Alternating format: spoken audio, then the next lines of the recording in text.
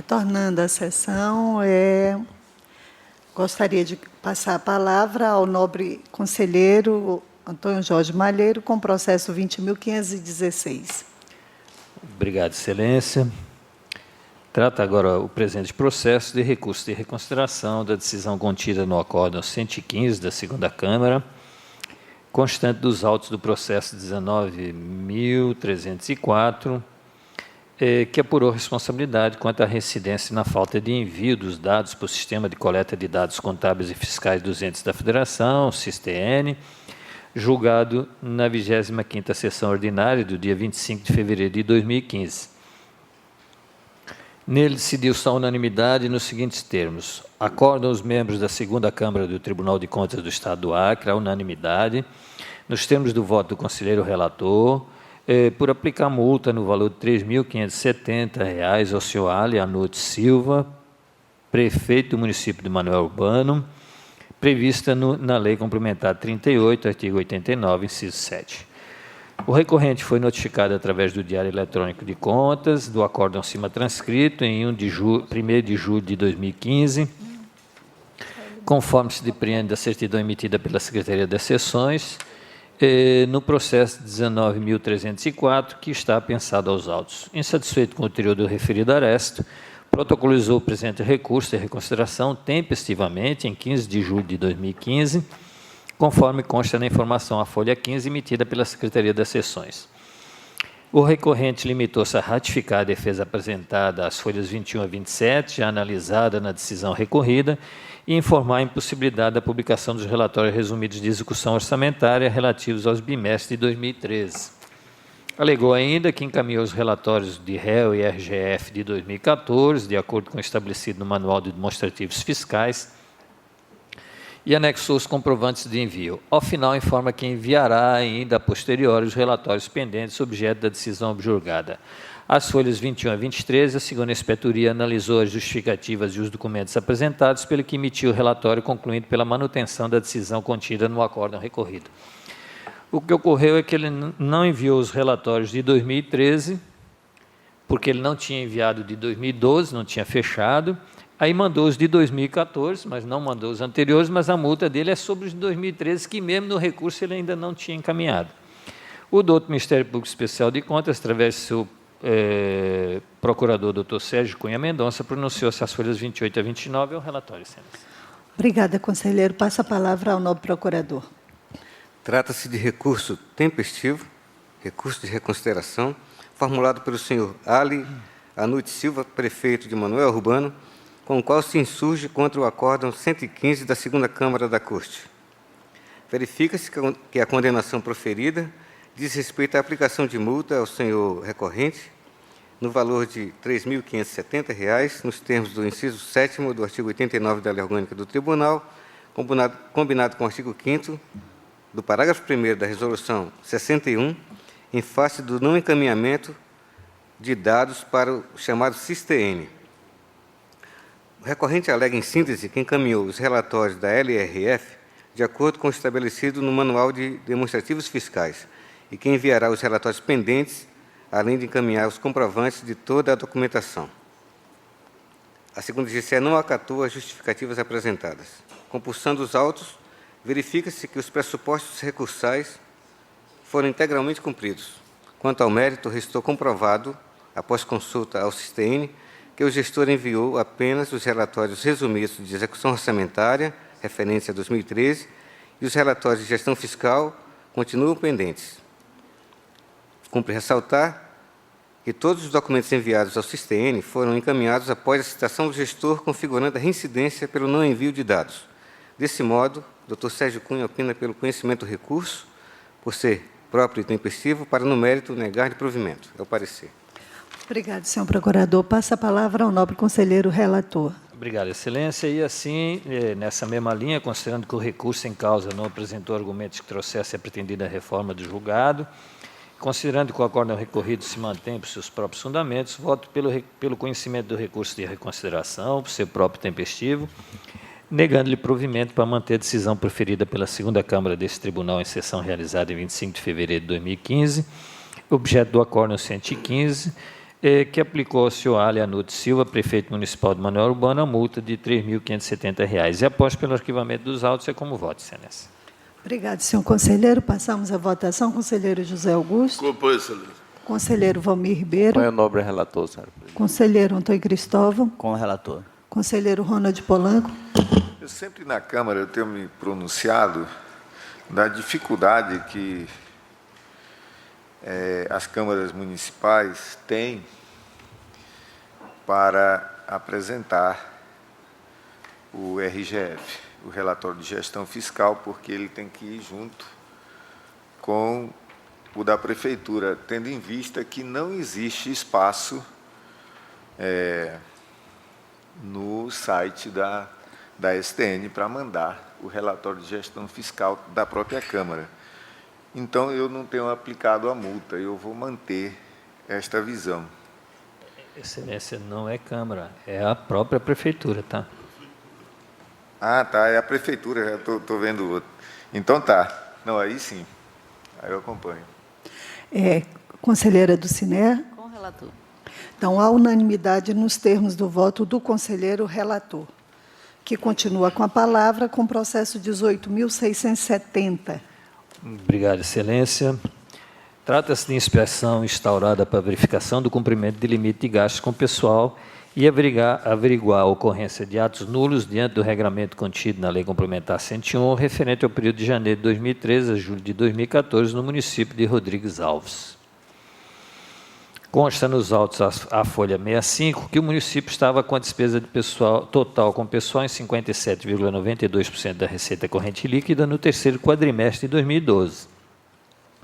Este percentual evoluiu para 61,67% no primeiro quadrimestre de 2013, depois para 63,8% no segundo quadrimestre de 2013 e depois ainda para 67,99% no terceiro quadrimestre de 2013.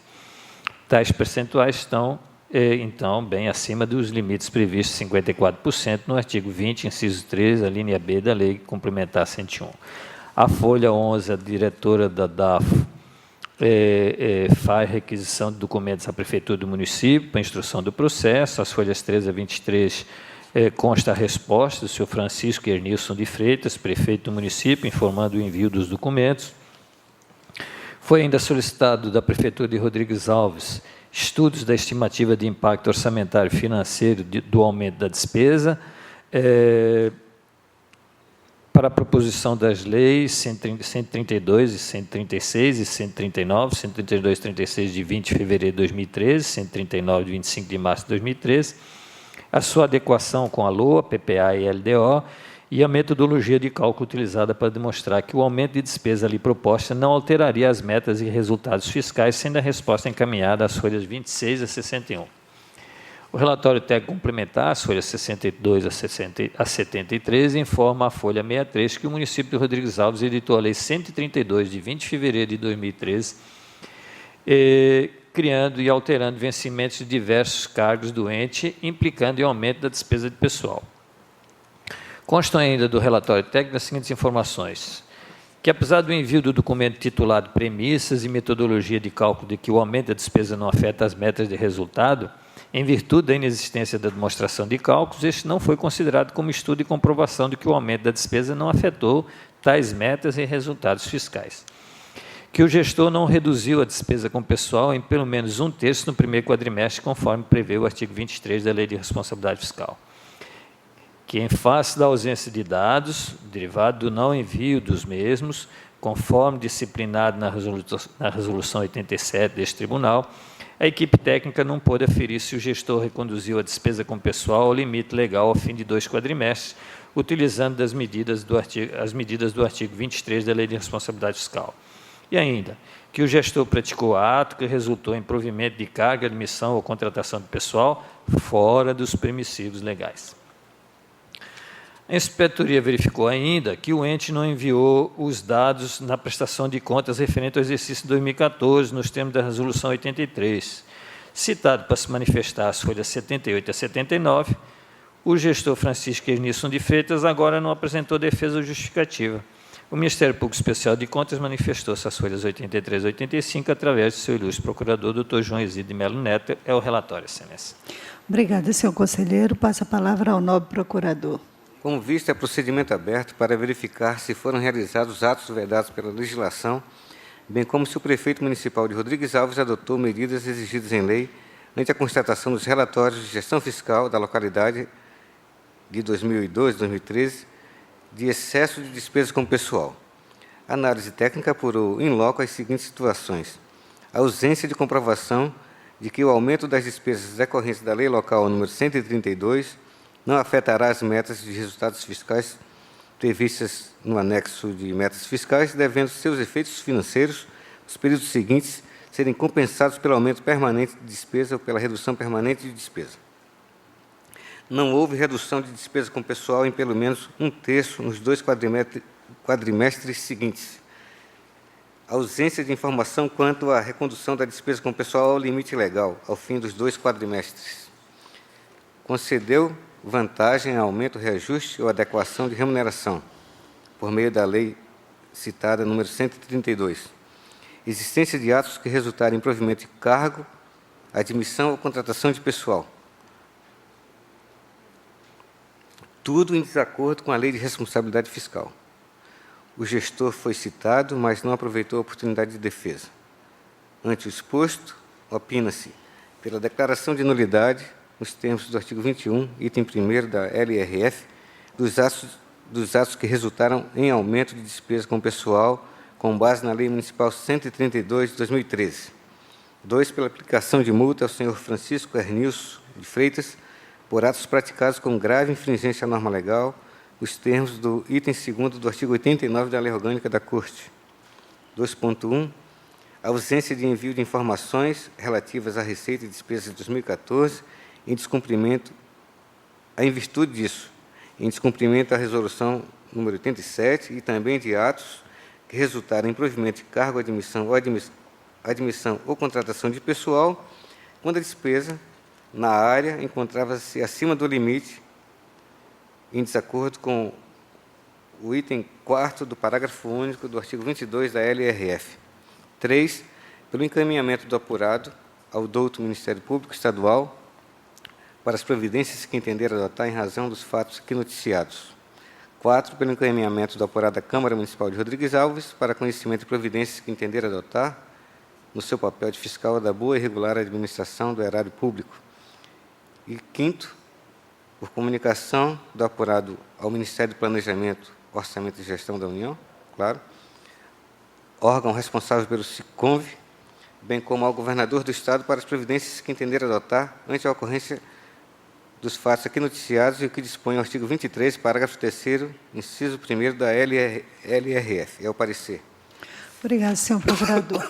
Passa a palavra ao nobre conselheiro relator. Obrigado, excelência. No presente caso, temos, então, 3 situações a serem analisadas. Primeiro, a verificação da despesa acima dos limites previstos em lei. Segundo, os atos que provocaram o aumento da despesa, tanto com a alteração do plano de cargos e salários, aumentando de salários, quanto com a contratação de mais servidores. E, por fim, a não eliminação do excedente, conforme previsto no artigo 23 da Lei Complementar 101. O gestor, mesmo sendo citado, não apresentou qualquer resposta. A inspeção constatou que o município de Rodrigues Alves editou a Lei 132, que criou e alterou vencimentos de diversos cargos do ente, trazendo o consequente aumento com a despesa de pessoal, como demonstrado ao longo do relatório técnico, quando deu os aumentos ali definidos e preencheu os cargos. Desse modo, conforme o artigo 15 da Lei de Responsabilidade Fiscal, são nulas as alterações de estrutura de carreira que implicam em aumento de despesas, sem atender os artigos 16 e 17 dessa Lei de Responsabilidade Fiscal, no caso, em análise, as alterações pela Lei 132, de 20 de fevereiro de 2013. Assim, é devida a aplicação de punição ao gestor pela realização dessa despesa, que é vedada quando é respeitado o limite para dispêndios com pessoal. Conforme o artigo 5º, inciso 4, parágrafo 1º da Lei 10.028, é possível de multa de 30% dos vencimentos anuais do agente que lhe der causa, sendo o pagamento da multa de sua responsabilidade pessoal. No presente caso, para a valorização da multa, levamos em consideração a infração cometida, bem como sua gravidade, observados os princípios da proporcionalidade e da razoabilidade, além de seu efeito pedagógico, mantendo também conformidade aos valores das multas fixadas até hoje por esta Corte de Contas em casos análogos. E assim sendo, voto pelo reconhecimento da nulidade dos atos praticados pelo senhor Francisco Ernilson de Freitas, prefeito do município de Rodrigues Alves, que resultaram no aumento da despesa com pessoal no período apurado, com fundamento no artigo 21, inciso 1 da Lei de Complementar 101, pela aplicação de multa ao senhor Francisco Ernilson de Freitas, com fundamento no artigo 5º, inciso 4 da Lei 10.028, e inciso 2 do artigo 89 da Lei Complementar Estadual 38, no valor de R$ 14.280, a ser recolhida em favor do Tesouro do Estado do Acre no prazo de 30 dias, em virtude de não adequação da despesa com pessoal ao limite legalmente previsto, prática de atos que resultaram em alteração de estrutura de carreira sem os devidos estudos previstos no artigo 16 da Lei 101,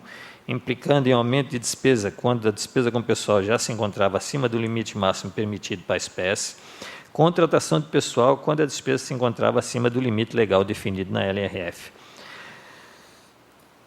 Notificação do atual gestor para que no prazo de 90 dias proceda a correção das irregularidades e nulidades constatadas no presente feito, de tudo dando ciência ao Tribunal de Contas, devendo ser encaminhada a cópia do acórdão que vier a ser proferido à DAFO, Diretoria de Auditoria Financeira e Orçamentária desta Corte, para acompanhamento. É como voto, excelência. Obrigada, conselheiro. Passamos à votação. Conselheiro José Augusto. Relator. Conselheiro Valmir Ribeiro. Acompanho o voto, senhora presidente. Conselheiro Antônio Cristóvão. Acompanho o relator. Conselheiro Ronald Polanco. Acompanho o voto. Conselheira Dulcinea. Relator. A unanimidade nos termos do voto do conselheiro relator. Agora, com a palavra, o nobre conselheiro Antônio Cristóvão Corrêa de Messias, com o processo 17.441. Obrigado, senhora presidente, senhor procurador, senhora conselheira, senhoras e conselheiros. Cuido dos autos da prestação de contas à Secretaria de Estado de Gestão Administrativa, SGA, referente ao exercício de 2012, de responsabilidade da senhora Flora Valadares Coelho, secretária de Estado à época. A documentação foi protocolada neste tribunal pela titular da pasta, dentro do prazo que estabelece a resolução TCE 62. A análise técnica procedida pela primeira IGCE foram nas folhas 138 a 169. Ao concluir sua análise, na folha 154, a instrução propôs a citação da gestora para apresentar defesa quanto aos tópicos: a ausência de definição das metas e métodos de avaliação de critérios objetivos de utilização para a realização de despesa com pagamento de prêmio anual de valorização dos servidores do Estado; b, não apresentação da comparação das metas previstas com a realização, com as realizações e também com a avaliação dos resultados obtidos em relação aos atendimentos, treinamentos e capacitações executadas pelo órgão. Regularmente citada a folha 173, a responsável apresentou tempestivamente as justificativas de folhas 175 a 346. Posteriormente, em atendimento à diligência promovida pela DAFO, a gestora apresentou a documentação de folha 362 a 561 e a que forma o anexo 2. Instada a se manifestar sobre a documentação juntada aos autos, a equipe da primeira IGCE emitiu o relatório complementar de folhas 562 a 575. Por seu turno, o Ministério Público Especial se manifestou através da sua ilustre procurador, João Isidro de Melo Neto, ao relatório, senhor presidente. Obrigado, senhor conselheiro. Passa a palavra ao nobre procurador. A presente matéria foi encaminhada tempestivamente à Corte e tem a responsabilidade da senhora Flora Valadares Coelho. É matéria vinda da Secretaria Estadual de Gestão Administrativa de 2012. Após a instrução, a DAF considerou pendente de regularidade apenas o pagamento do prêmio anual de valorização da atividade penitenciária. A área técnica constatou que, apesar da lei específica consignar que as metas anuais a serem alcançadas para a fruição do referido prêmio fossem estipuladas até 31 de março de cada exercício, no caso em exame, estas foram fixadas apenas no final do exercício, ou seja, em 22 de dezembro. Além disso, tais metas revestiram-se de elevada subjetividade, sem indicação clara do que o servidor deveria se desincumbir para fruir de tal vantagem. Em verdade, tal regramento transformou os pagamentos dele decorrentes em uma espécie de 14º salário, com 100% dos servidores recebendo o valor integral do prêmio. Assim, é evidente que cabe responsabilização ao gestor do IAPEM, no período considerado. No entanto, observa-se que a prestação de contas, ora analisada, é da Secretaria de Gestão Administrativa. Possui gestora específica, cujas atribuições decorrentes da Lei Estadual 2180 e do Decreto 1217 não incluem fazer qualquer tipo de fiscalização sobre o cumprimento das metas atinentes ao Prêmio Anual de Valorização da Atividade Penitenciária. Em verdade, o IAPEM informava diretamente à Secretaria os nomes dos servidores que faziam jus ao pagamento do referido prêmio. Portanto, não pode a gestora da Secretaria ser responsabilizada por qualquer informação inverossímil decorrente desse procedimento. Desse modo, opina-se, primeiro, pela emissão de acórdão, considerando regular a matéria. Segundo, pela comunicação da ADAF, para que observe nas próximas prestações de contas do IAPEM a regularidade dos pagamentos efetuados a título de Prêmio Anual de Valorização da Atividade Penitenciária, PVAP. Finalmente, para a notificação da Controladoria Geral do Estado, para que, em prazo a ser assinado pelo plenário, realize auditoria em todas as unidades gestoras do Governo Estadual que realizem pagamento de prêmios decorrentes do cumprimento de metas, visando aferir-lhes a respectiva regularidade de tudo cientificando esta Corte, sob pena de tomada de contas especial nesse sentido, bem como de responsabilização da autoridade omissa no descumprimento da decisão do Tribunal, conforme previsão do artigo 44 e 89 da Lei Orgânica da Corte. É o parecer. Obrigada, senhor procurador. Passo a palavra ao nobre conselheiro relator. Obrigado, senhor presidente. O mesmo entendimento do Ministério Público, senhora presidente, já especificado pelo presidente, pelo nobre procurador. Aí eu só estabeleço o prazo pela notificação da Controladoria, dando um prazo de 120 dias para a realização de auditorias. O resto é pela regularidade, a determinação da diretoria da Auditoria Financeira e também Orçamentária da AFA, para que observe as prestações, no mesmo entendimento do Ministério Público, e dando-lhe um prazo da notificação de 120 dias. É como eu voto. Pois não, conselheiro. Passamos à votação. Conselheiro José Augusto. Acompanho. Conselheiro Valmir. Acompanho o voto, senhor presidente. Conselheiro Antônio Malheiro. Acompanho o voto, senhor. Conselheiro Ronald Polanco. Acompanho o voto. Conselheira do Cine. Com o relator. A unanimidade nos termos do voto do conselheiro relator. Processo 19.002, com a palavra o nobre conselheiro Ronald Polanco Ribeiro. Relatório tratam os autos da prestação de contas da Fundação Escola do Servidor Público do Acre, referente ao exercício orçamentário financeiro 2013, responsabilidade da senhora Heloísa Aldenora Oliveira Pantoja, gestora à época. A terceira IGCE emitiu relatório técnico preliminar, as folhas 93/116, e complementar as folhas 130/138 e 170/175. Depois do contraditório, a unidade técnica opinou em relatório conclusivo pelo julgamento de contas como irregular. Parecer ministerial, constante em 2 momentos, e esse é o relatório, senhor. Pois não, conselheiro. Passo a palavra ao nobre procurador. Após o contraditório, restaram as seguintes pendências. Primeiro, não constam as notas explicativas acerca do inventário geral agrupado por conta contábil. 2, divergência entre os registros da DPV e os relatórios encaminhados. 3, documentação incompleta em relação aos 2 diretores, inviabilizando a verificação da legalidade de suas respectivas remunerações. E 4, ausência de documentação comprobatória das licitações realizadas por dispensa de licitação. Compulsando os autos, verifica-se que os tópicos que tratam das licitações e da falta de documentos imprescindíveis para a comprovação da legalidade de determinados atos que carecem de análise técnica para fins de instrução, razão pela qual este MPC pugnou pelo prosseguimento do feito conforme despacho de folhas 145 e 146. Citada, a gestora carreou para os autos a defesa de folhas 155 a 157, dando origem ao relatório complementar de folhas 170 a 175, cujo teor indica o saneamento de todas as falhas inicialmente apontadas. Desse modo, opina-se pela regularidade da matéria o parecer do Sérgio Cunha. Obrigada, senhor procurador. Passo a palavra ao nobre conselheiro relator.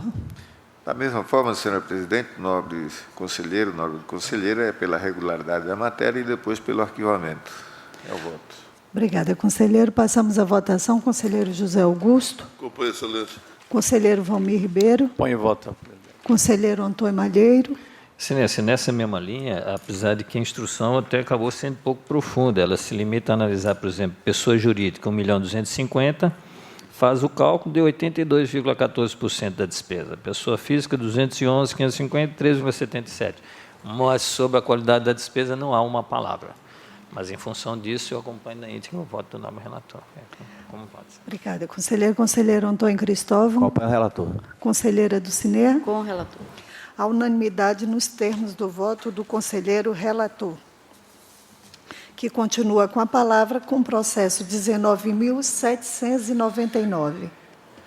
Trata-se de processo visando apurar o cumprimento da Lei Complementar número 131/2009, que é a Lei da Transparência, por parte da Câmara Municipal de Acrelândia, por solicitação da DAFO, por meio de CI número 047/2015. Em análise preliminar, a DAFO constatou descumprimento da lei complementar em face da ausência das informações no portal da transparência. Regularmente citado, o gestor permaneceu inerte. Relatório conclusivo da análise técnica que realizou pesquisando, constatou, na ocasião, em 23 de 4 de 2015, atendimento parcial da Lei da Transparência. Parecer ministerial junto à Corte, as folhas 37 é o relatório. Obrigada, conselheiro. Passa a palavra ao nobre procurador. A análise procedida constatou inicialmente o não atendimento da Lei Complementar 131, que alterou a LRF. Instado a se manifestar, o gestor quedou-se inerte. Em nova verificação, a DAFO constatou o atendimento parcial da referida norma, aqui num percentual de 55,55%. O processo foi encaminhado ao Ministério Público em 16 de 11 de 2015. Compulsando os autos, verifica-se que a origem não cumpriu a contento a Lei Complementar Federal 131, estando em tese impedida de receber transferências voluntárias nos termos do artigo 73C da Lei de Responsabilidade Fiscal, sendo cabível a aplicação de multa ao responsável com fulcro no item 2º do artigo 89 da Lei Orgânica do Tribunal. No entanto, verificou-se que, após a primeira análise do sistema em abril de 2015 e a segunda análise em outubro de 2015, ou seja, em um interstício de 6 meses, houve um avanço com vistas ao cumprimento integral da obrigação, sendo cabível ao caso, a nosso ver, a aplicação do precedente registrado no processo TCE 19833/2015, dígito 20, que, em face do progresso e de uma atuação pedagógica, assinou prazo à origem para as devidas correções. Assim sendo, o Ministério Público de Contas opina pela notificação da origem para que, em prazo a ser assinado pelo plenário, promova as medidas corretivas que o caso requer, e tudo dando ciência ao tribunal, sob pena de responsabilidade em caso de desobediência. É o parecer do procurador João Isidro. Obrigada, senhor procurador. Passo a palavra ao nobre conselheiro relator.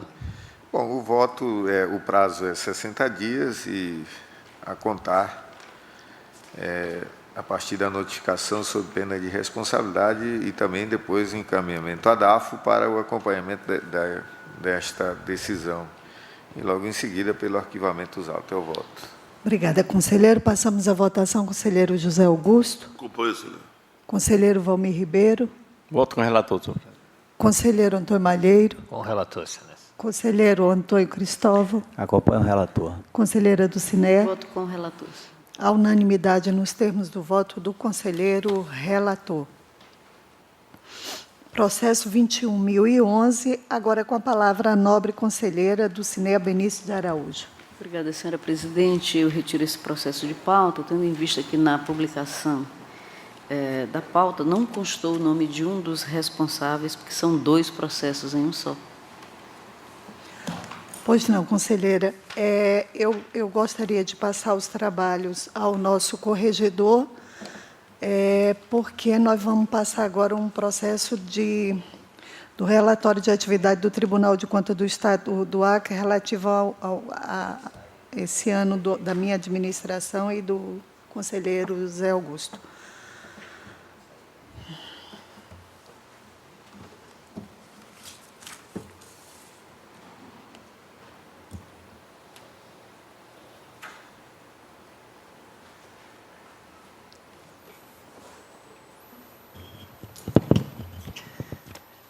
Dando prosseguimento, então, à pauta, passamos ao processo 21.288. Tem como relatora a nobre conselheira Dulce Araújo, a quem eu passo a palavra.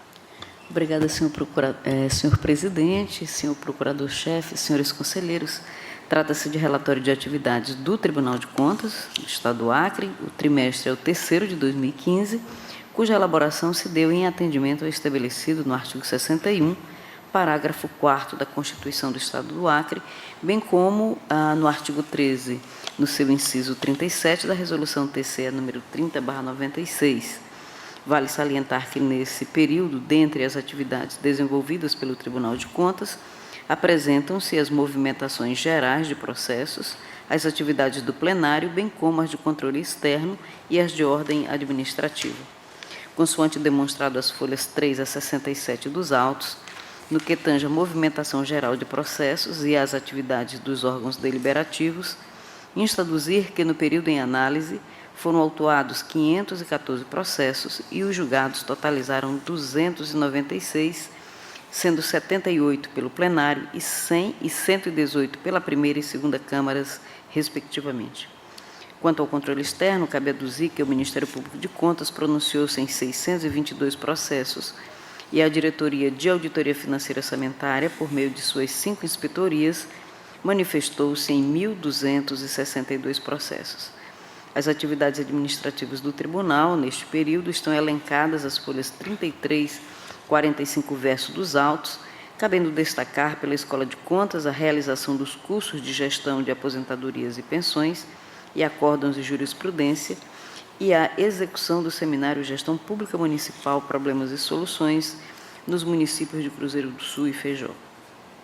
O Ministério Público de Contas, em manifestação subscrita por seu ilustre procurador, Dr. Sérgio Cunha Mendonça, pronunciou-se a folha 73 pelo encaminhamento do presente relatório à Assembleia Legislativa do Estado do Acre. É o relatório. Com a palavra o nobre procurador-chefe, doutor Mário Sérgio. Obrigado, excelência. O relatório em referência de responsabilidade da nobre conselheira Nalu Maria Lima Gouveia foi elaborado em atendimento ao inciso 37 do artigo 13 do Regimento Interno da Corte e encontra-se instruído com seus documentos de estilo. Isto posto, opina-se pelo encaminhamento da matéria à augusta Assembleia Legislativa do Estado, conforme exige o parágrafo 4º do artigo 61 da Carta Estadual. Parecer assinado pelo procurador Sérgio Cunha. Com a palavra a nobre relatora, para conclusão e voto. Isto posto, senhor presidente, voto pelo encaminhamento do relatório de atividades do Tribunal de Contas do Estado do Acre, referente ao 3º trimestre de 2015, à Assembleia Legislativa do Estado do Acre, consoante o disposto no artigo 61, parágrafo 4º da Constituição Estadual. É o voto, senhor presidente. Em votação, conselheiro Valmir Ribeiro. Acompanho o voto da nobre conselheira relatora. Conselheiro Antônio Cristóvão. Acompanho a relatora. Conselheiro Ronaldo Polanco. Acompanho a relatora. E em face de se tratar de processo administrativo, mesmo estando na presidência, acompanhamos também o voto da nobre relatora. Pedimos, então, que a nossa presidente seja reconduzida, então, para conduzir os trabalhos.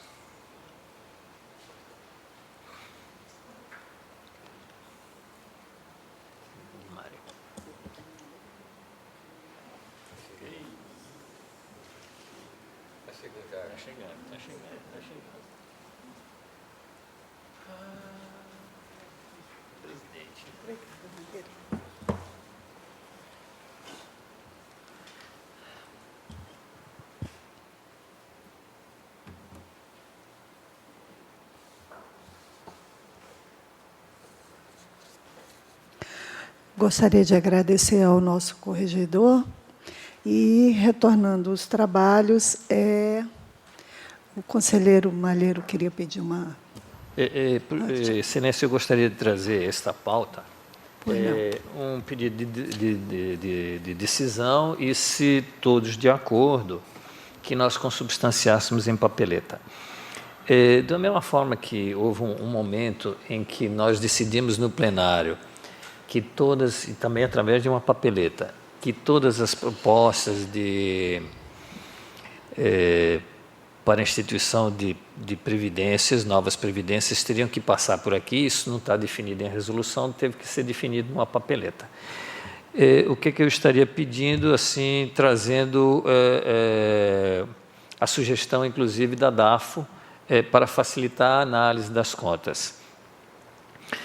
Que o histórico dos lançamentos contábeis e dos empenhos, eles viessem discriminados nos gastos com saúde, evidenciando a aquisição de medicamentos, indicando os respectivos valores dispendidos e o mesmo procedimento quando se tratar de empenho com aquisições de material gráfico, material de expediente e equipamentos, porque hoje os empenhos vêm com o seguinte histórico: material de consumo.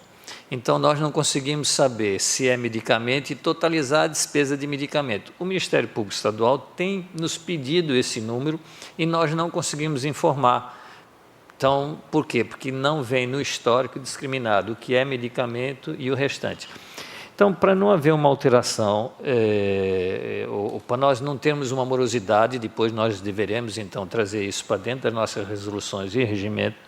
Se todos nós estivéssemos de acordo neste pleno, nós faríamos uma papeleta para que isso já servisse de orientação, apenas trazendo essa necessidade de que os empenhos discriminem exatamente os valores de material gráfico e de medicamentos, para que nós possamos, na análise pelo computador, conseguir separar de uma vez só e rapidamente os valores que são aplicados nisso. Então, a nossa proposta era a emissão de papeleta para os históricos empenhos, com essa justificativa: para possibilitar a fiscalização a ser exercida por esta Corte de Contas e com fundamento no artigo 39 da Lei Complementar Estadual 38, o histórico do lançamento contábil tratado no artigo 13 da Resolução 87, de 28 de novembro de 2013, quando se tratar de gastos com saúde, deverá evidenciar a aquisição de medicamentos, indicando os respectivos valores dispendidos, e o mesmo procedimento deverá ser tomado quando em um mesmo empenho houver aquisições de material gráfico, material de expediente e equipamentos, que são exatamente aqueles que nós precisamos controlar. Então, é a proposta, Excelência. Pois não, conselheiro. Ouço o Ministério Público de Contas. Estamos de acordo, Excelência. Ouço meus nobres pares, conselheiro José Augusto, conselheiro Valmir Ribeiro, De acordo, senhora presidente. conselheiro Antônio Cristóvão, Da mesma forma, senhor presidente. conselheiro Ronald Polanco. Só para um entendimento, nobre conselheiro, e o lançamento contábil também será separado. Perfeito. É porque hoje, Então, quando se nós tem o lançamento, se tem o empenho de custeio para material de consumo, aí medicamento vai ter outro empenho, então dois lançamentos. Ou, se não fizer no mesmo como tem sido feito, que pelo menos no empenho venha discriminado. Em algum momento nós temos que saber quanto é que é remédio e quanto é material de consumo. E hoje, às vezes, vem misturado para alguns materiais. Porque tudo aparece lá na rubrica material de consumo. Material de consumo. Aí você vai ter que criar mais outras Isso. duas E quando caixinhas. nós fazemos o filtro lá, medicamentos, aquele empenho de material de consumo, ele não aparece no filtro. Não separa. Isso. Eu acompanho. De acordo? Conselheira do Cine. Eu não debati o tema, mas estou vendo também que o Ministério Público já se pronunciou favorável, eu não acompanhei, mas voto sim de acordo com a proposta. Então, iremos confeccionar a papeleta nos termos que foi acordado, votado à unanimidade. Não havendo mais processo a ser julgado, nem havendo mais expediente a ser lido, passamos às comunicações. Com a palavra, o nobre representante do Ministério Público de Contas, Obrigado, doutor presidente. Mário Sérgio, nosso procurador-chefe. Obrigado, Excelência. Eu queria cumprimentar a todos, desejar um bom carnaval também a todo o tribunal, um período de descanso, de orações, de festas, cada um tem seu tempo, né?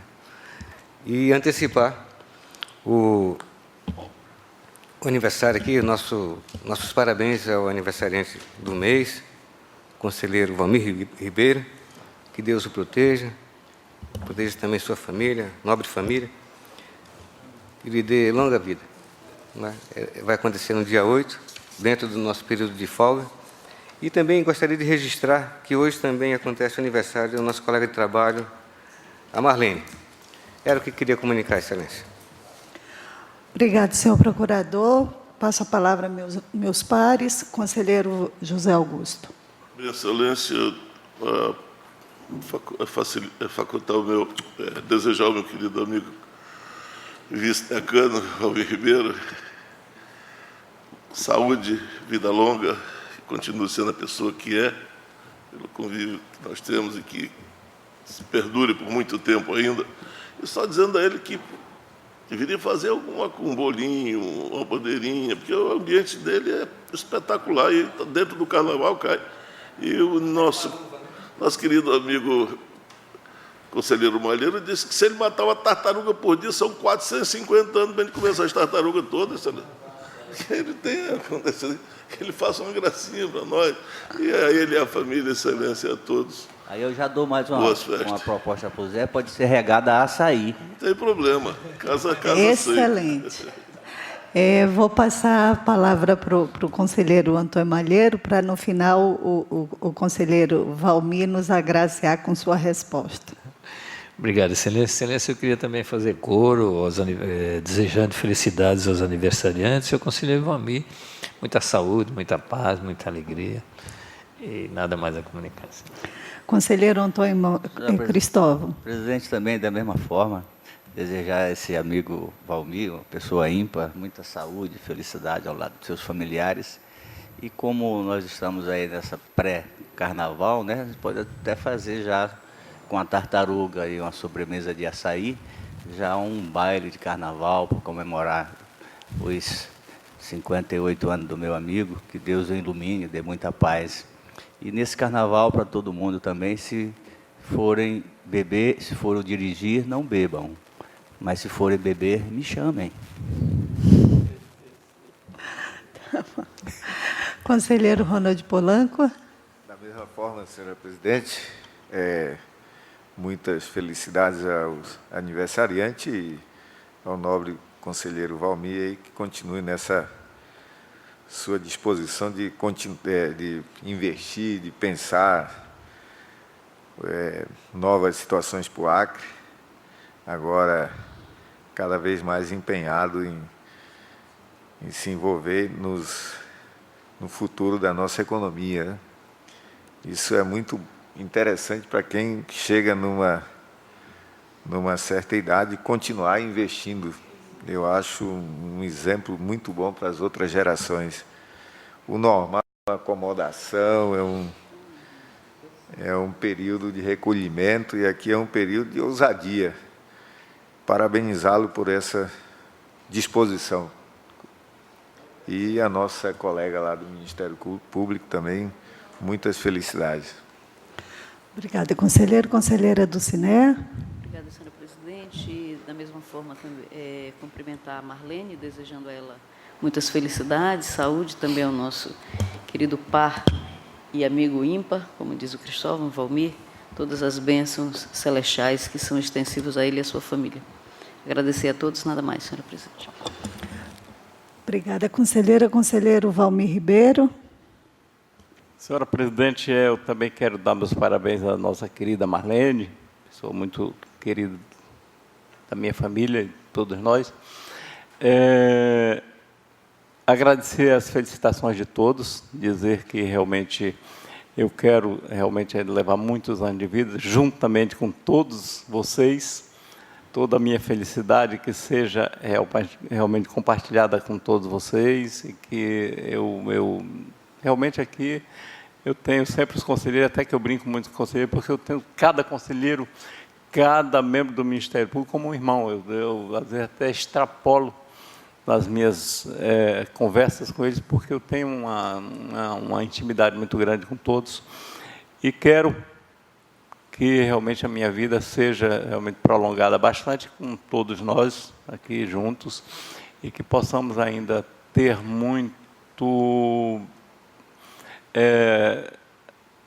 muito trabalho aqui juntos em prol do Estado, da nação e do nosso Tribunal de Contas. Fico feliz pelas felicitações, volto a dizer, e que Deus abençoe a todos, que neste Carnaval todos que vão às festas sejam felizes e se deem muito bem, e que na próxima semana já estejamos juntos novamente. Eu não sei se a presidente vai dar expedientes quinta-feira ou não, mas de qualquer forma desejo muita felicidade a todos. Muito obrigado, senhora presidente. Muito obrigado, meus colegas. Muito obrigado, doutor Mário. Obrigado a todos. Obrigada também, conselheiro, e também parabenizando a Marlene, nosso carinho especial, uma excelente técnica, e dizer ao Valmir que muita saúde, muita felicidade a você, sua família, que é muito bom tê-lo com a gente, com a sua calma, com o modo de colocar, de resolver os problemas. E também pedir aos servidores que forem brincar, forem às festas, bastante cuidado. É um momento de felicidade, mas é um momento também que sempre tem que ter muito cuidado, porque alguns se alteram, no Carnaval sempre é muito animado, então vão sempre com muito cuidado. No mais, na quarta-feira, não há, como fica impossibilitado de mandarmos a nossa pauta para ser publicada, então, na quinta, não haverá sessão. Não, sempre lembrando que na sexta terão que mandar os processos para a próxima sessão. Chamando todos para a reunião administrativa na sala da presidência. Não havendo nada mais a tratar, encerramos a sessão para os procedimentos de estilo, convocando outra para dia e hora regimental.